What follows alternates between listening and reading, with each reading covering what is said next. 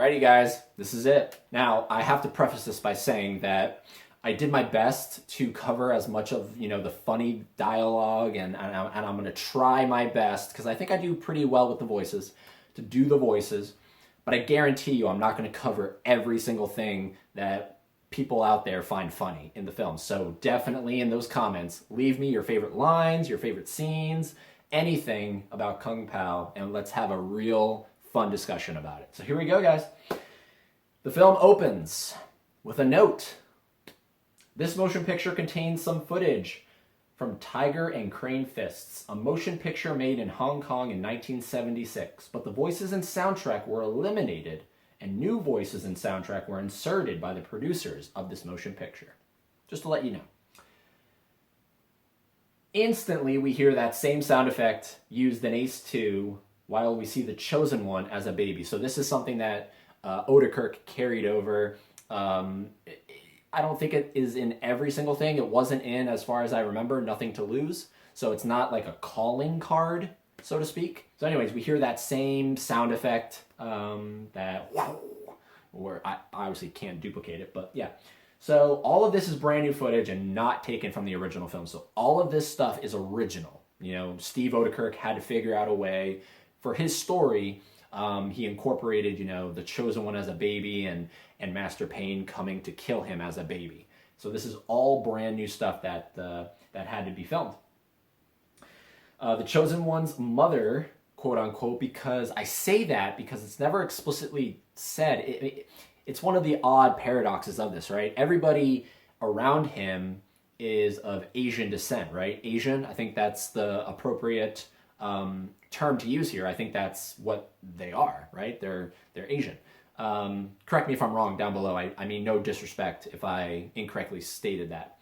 But he's obviously not Asian, like at all. So you're left to wonder, I don't think that's his actual mother. So the mother says, perhaps we should take him to the abbot in the morning. Another reference to Ace, because the Grand Abbot is the guy that is excited to let Ace leave, remember? So nice little reference there to Ace as well. So I wrote here, what's weird is this part is subtitled and not dubbed. I'm not sure why. Like if you watch it back, there's subtitles here. It's weird that Oedekerk didn't dub over this part. Not quite sure why that was. If I ever get him on the podcast, definitely asking him about that. Can I help you? Okay, so this is funny. We then hear like a knock on the door and they go to answer it, right? And the father says, it's translated as, can I help you? But he says, it's so funny. He goes, yes, monsieur. So it sounds like, yes, master. It's cool that way. Like, I'm pretty sure that was definitely intentional. Yes, monsieur. And it's translated as, can I help you? Master Payne kills him, and we can assume kills the mother as well. Pretty much kills everybody in the house, except for the Chosen One. The Chosen One is still in the crib. They walk over to it, Master Payne and his henchmen, and it's so funny. They're questioning him, the baby, and Master Payne. Here we go. Open the mouth. He says it just like that. They open the mouth. He realizes this is the Chosen One, because of course later on we'll see why he said open the mouth. So he tries to kill Chosen One, but it's unsuccessful. This is great. This stuff is so hysterical. This baby kicking ass. It's a baby, and he's kicking ass. Like, he's kicking him in the face. He's pissing on him. The best part, though, I wrote it here. The best part is the furious editing that's going on here. So I just have to congratulate Paul Marshall, who is also one of the producers on this film, and he works very closely with Steve Oedekerk, but he edited this film as well. The furious editing is very crucial to this film. This film is edited so well, obviously to resemble and to make fun of the martial arts genre.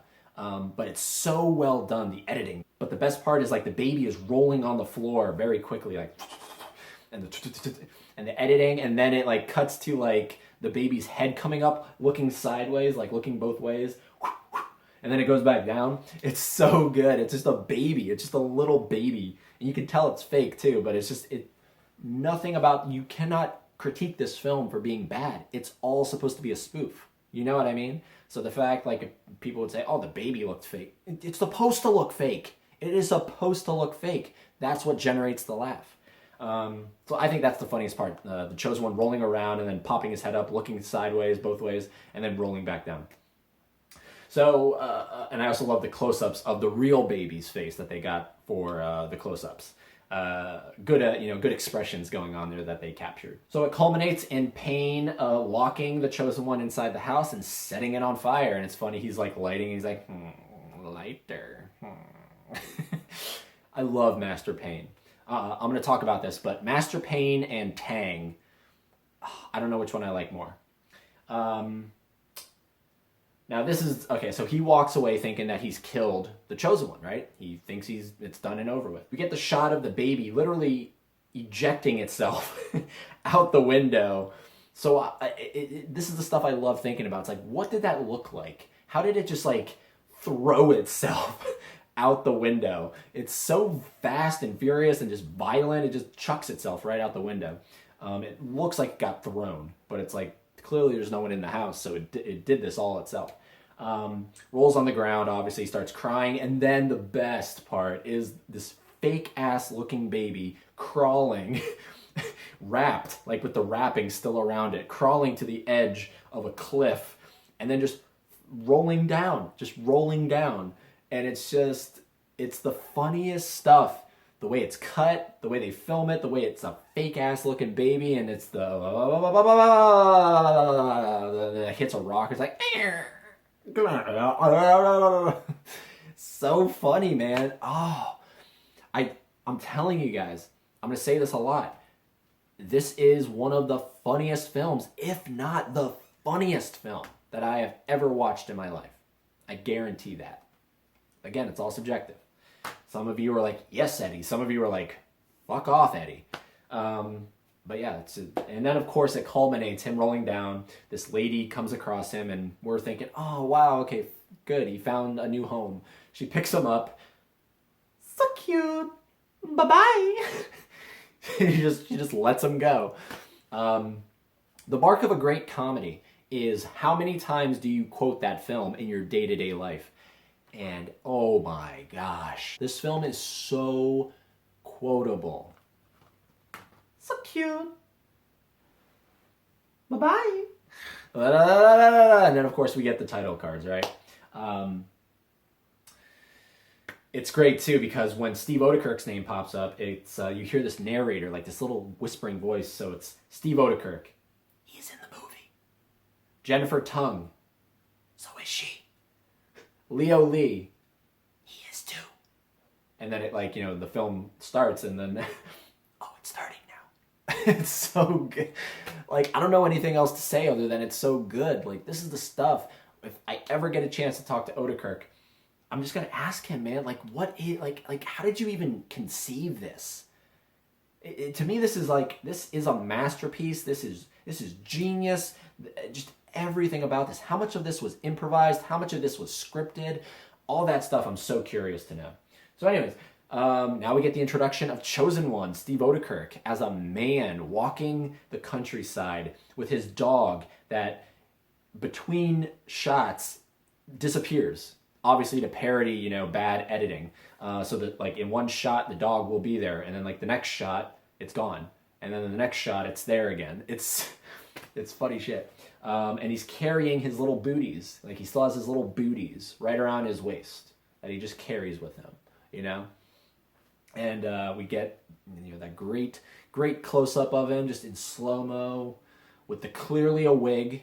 That's clearly a wig. And if it's not, I apologize, Steve, but it looks like a damn wig. His wigged hair. So the narrator in this film, it's safe to assume, is Tang. Master Tang is the narrator of the film as well. So here we go. I'm going to do my best here. The child had become a man. Rolling to the bottom of a gully, he was raised by various rodents. Having no true home, he wandered the wilderness in search of the one who stole his life. So on he walked, and sometimes drove, and occasionally partied with the desert creatures. And I love it, the snakes are going, party, party, party. I love it, he's like, it's like, just occasionally he'll like, I'm tired of walking, get in a car and just start driving. So good, so good. Little did he know that before him lied a mystical road of great warriors and legends. I'm pretty sure it's supposed to be Tang. If not, the voices are so similar. Let me know down in the comments. Do you guys think it's Tang or... it has to be Tang, right? It has to be Tang. So then we get the fast zoom in on this random warrior guy that he's going to go up against, who has like, you know, this nice ponytail going on. Your days are over, mister. Insane editing here with the fighting that's going on. So he fights all these people that are attacking him. He lived under constant attack. What they had not accomplished when he was a child, they sought to now finish. Through his adversity, he learned to fight, and fight well. The more he fought, the more his powers grew. And then, of course, all this fighting, all this, you know, insane comedic stuff going on, it culminates in him calling the people over and him literally punching the guy's stomach plug, we'll call it. That's what they call it. He punches the guy's stomach midsection completely out, and it's just a big hole right there. And the narrator, I mean, crap, man, look at that. It, like his stomach plug is on the ground, and like the guy's just like, ugh.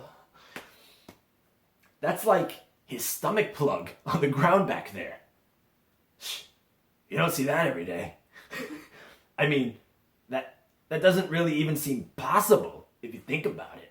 With body organs and cartilage and bones, and I mean, I'm no doctor, but it was like one clean junk or chunk. I don't know. Like I had subtitles on, and I think it said junk. The subtitles I think the subtitle said chunk, but it sounds like junk to me. I don't know. Either way, it's one clean junk. It's one clean chunk. And then it, of course, cuts to him out in the field, and trouble. And it's so good. It's so good because, again, we're getting the disappearing and reappearing dog here, and we get the quick zoom out to show that, you know, it's this group of people that he's gonna have to fight now, and their leader, who's just like standing there with this mask on, and you know, he says, "Open your mouth," and we get, of course, this is the greatest part here. We get the zooming in and out part, and they're just going nuts with it in the editing room. There it is, the zero, zero. Zero, zero, zero, zero, zero, zero, zero, zero, zero, zero, zero. You know, it zooms in on his nipple at one point. It zooms in on all the henchmen, and there's just this random chick there. She's like ready to fight. They're making new faces all the time as the camera's zooming in. It's great. There's after that point, there's a part where the bad guy who said "open your mouth," he like kind of moves, and the camera zooms in on it. And that kind of makes the chosen one flinch a little bit, and the camera zooms in on him, and then the camera pulls it. So good. It's so fucking good. So now they all, you know, the guy tells them, attack. You know, he doesn't say attack, but he's like basically attack. And I love, so chosen one does,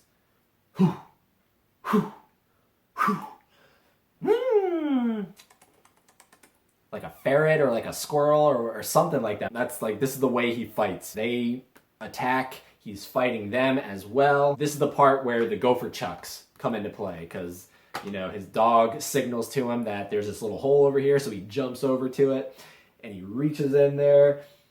I need gopher chucks. Rips his shirt a little bit. And then a close-up of the gophers going, beats the shit out of them, lets the gophers go, and then a super funny part where the main bad guy takes out one of these little pyramid looking things that's going to come into play throughout the film. The camera zooms in on it, zooms in on his chest. Super intense here. And then, you know, obviously this thing is going to allow him to disappear from here. That's the whole point of this. It's a smoke bomb, essentially. So he throws it, and the music cuts off, and it's just this little puff of smoke, just. Phew.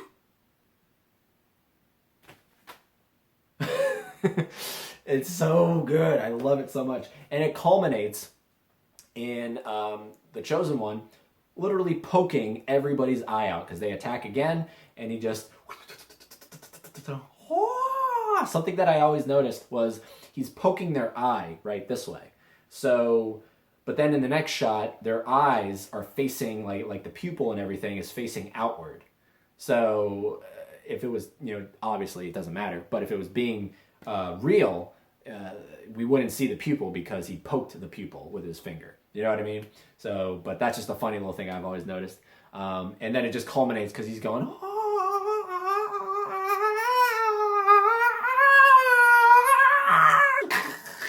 He pops a blood vessel. He just like dies, presumably.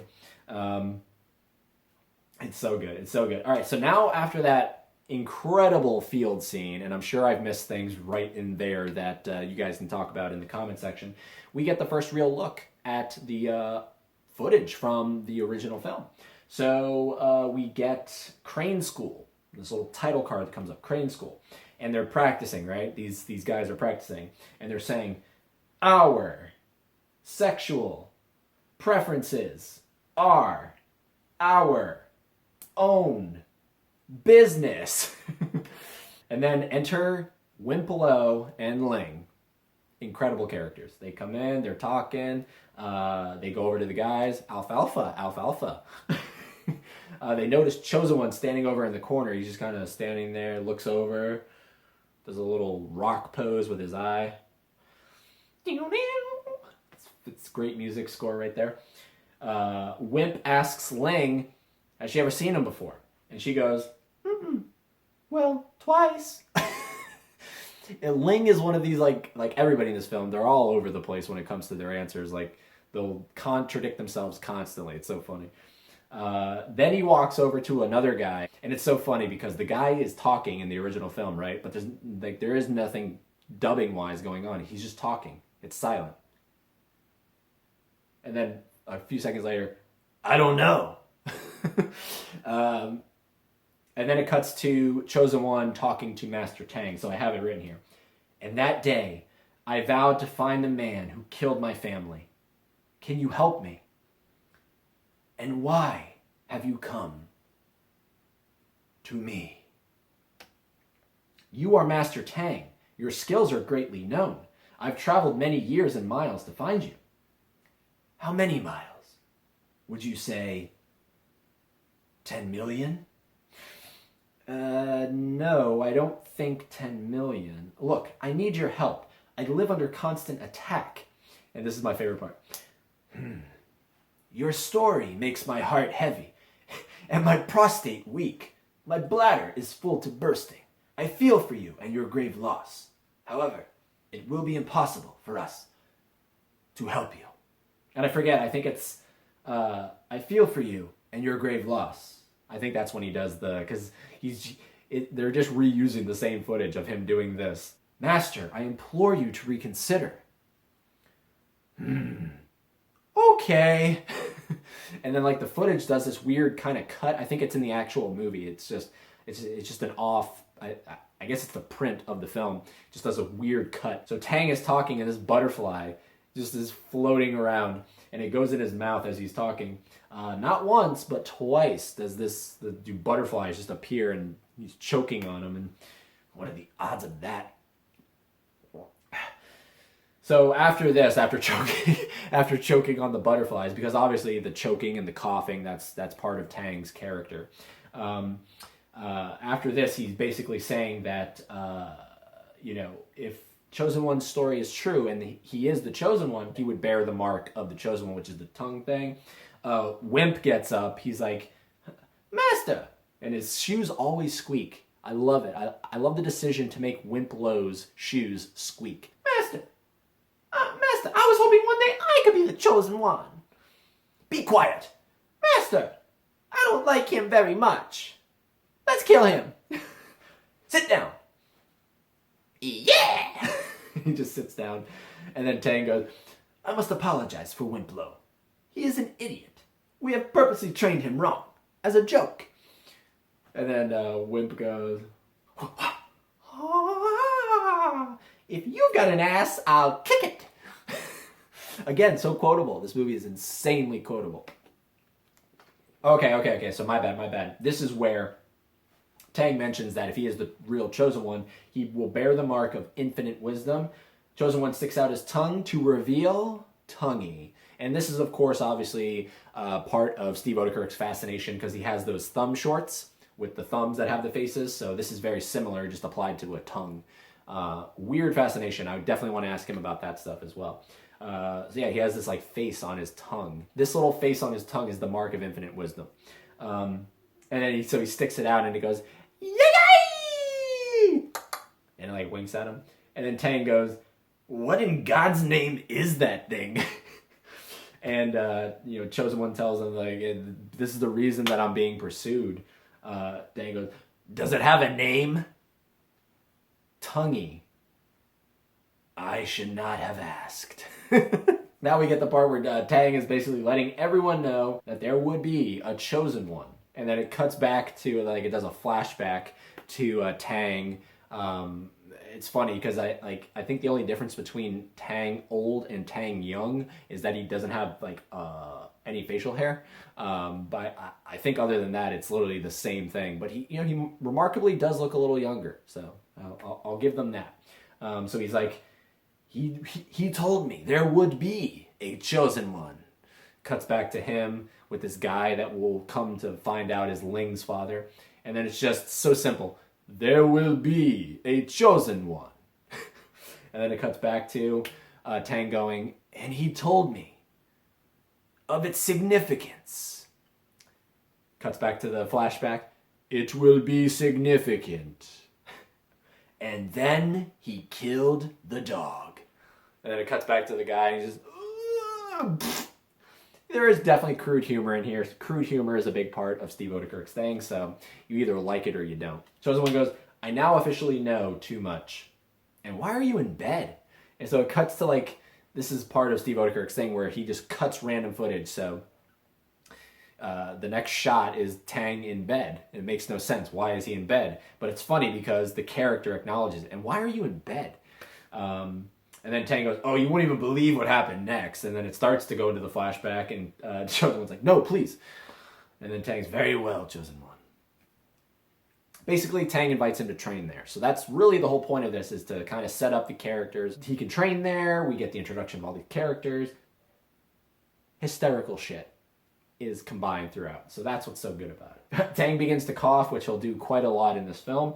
And then Ling is just like behind him, just kind of like doing this to like kind of ease the coughing. And yes, play me like a drum. When he gets up, it is the most over-the-top in pain noises ever. He's just like... And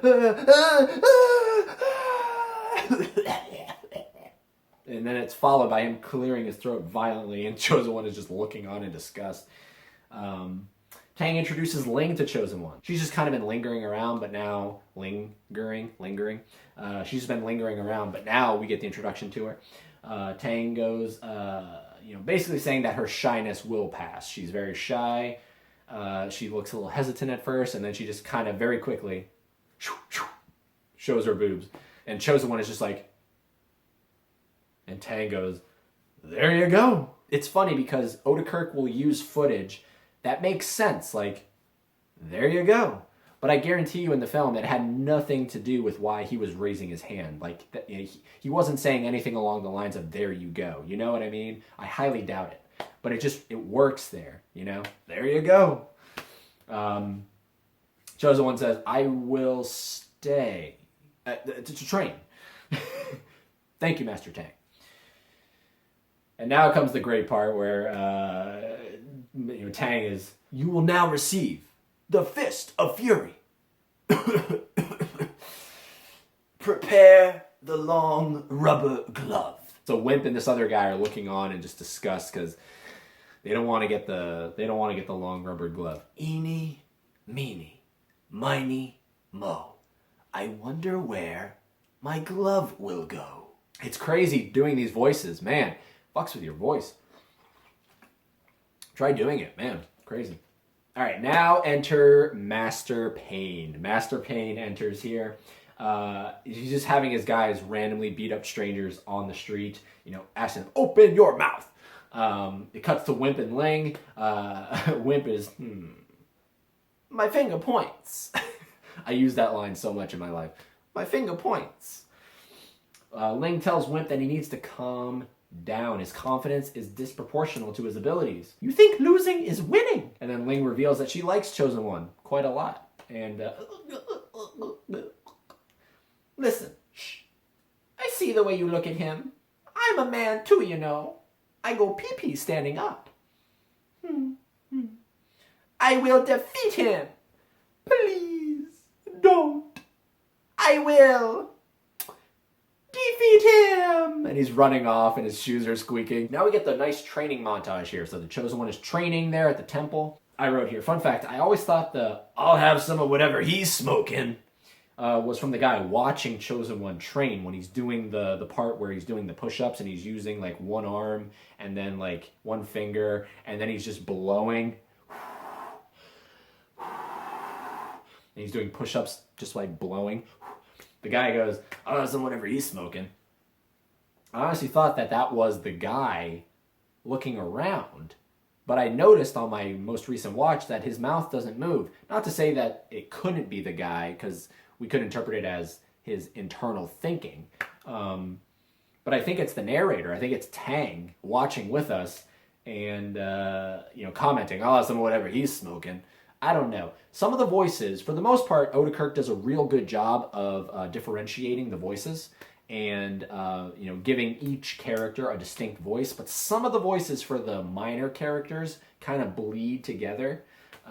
Something I noticed. So I don't know if it sounds like Tang again, but it could be the guy watching. I don't think it is though. Now Wimp watches Chosen One train, and then it's so good. Wimp is knock knock. Who's there? Your butt that's about to be kicked. You can definitely notice the replacing of Oedekerk's head on top of Jimmy Wang Yu's. For the most part, it's done pretty well, the CGI and the replacing and all that stuff for 2002. It's pretty good.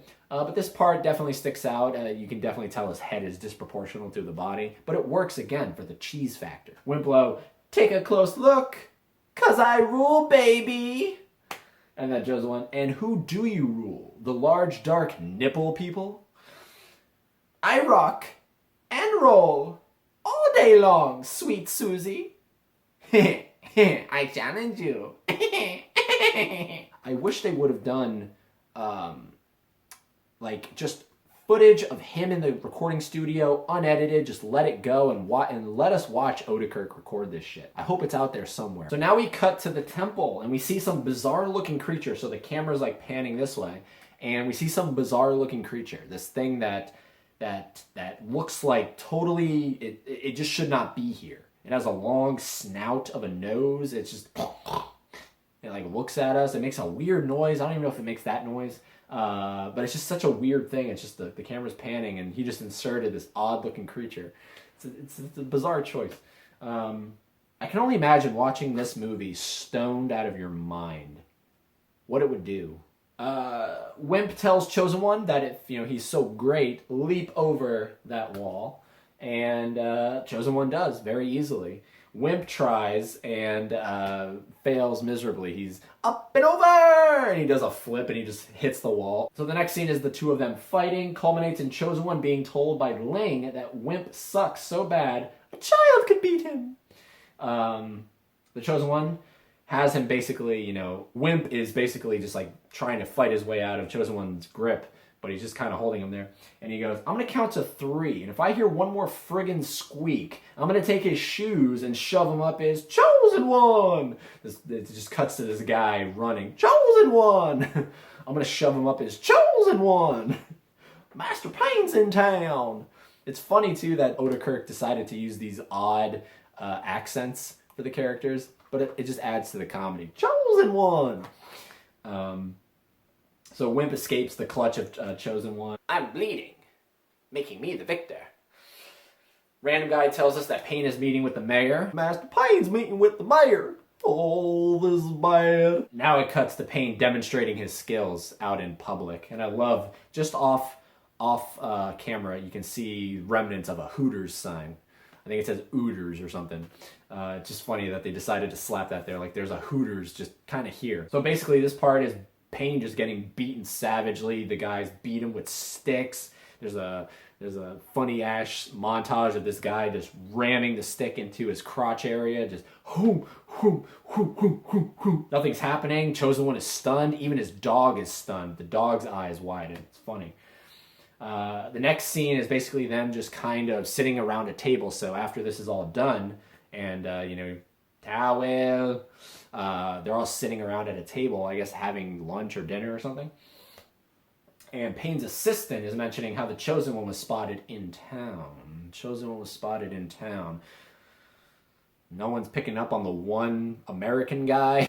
Payne stands up and tells everyone that he doesn't agree with what people are saying about him.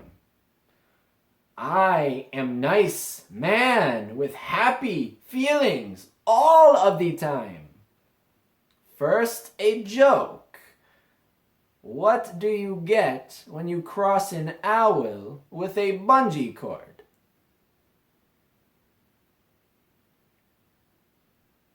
My ass. Enough! And it's funny too when he says, enough! It's a great shot of the Chosen One just kind of... He's getting like pissed off. It's great. I love it. Then we get Payne telling everyone, gentlemen, from this day forward, you will all refer to me by the name Betty. And then it cuts to like, it doesn't cut, but it ends right there. So it's perfectly timed with the actual footage of the guy laughing. And it's just, I love doing the Betty laugh. And then it's funny, so Chosen One goes, but isn't Betty a woman's name? And then it's so funny, it's so good. It cuts to clearly a different scene of Betty just ripping his shirt off like so quickly, like he's ready to beat someone's ass, obviously Chosen One's ass. And quick zoom ins on Chosen One, quick zoom in on the little triangles on Betty. And then it's, the assistant is like, no. It's 12 o'clock and time for his nap. And then Betty, sleepy time. So I think that's a perfect time with sleepy time. I think that's a perfect time to split this video as well. So part 3, I hope you guys will click onto it. Let's do it.